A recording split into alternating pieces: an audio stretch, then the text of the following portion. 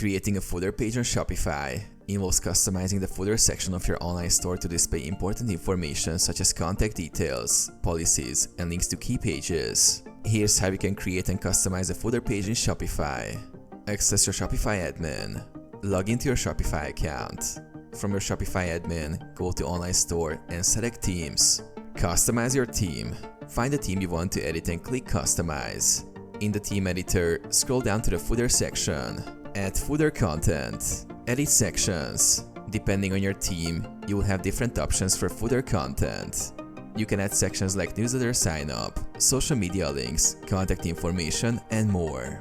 Add links. To include additional links in the footer, go to Navigation in your Shopify admin. You can create a new menu with links to important pages like privacy policy, shipping details, and terms of service. Add widgets. Some themes allow you to add widgets such as recent blog posts or product recommendations to the footer. Save your changes. After making the desired changes, click Save to update your footer. Preview your store.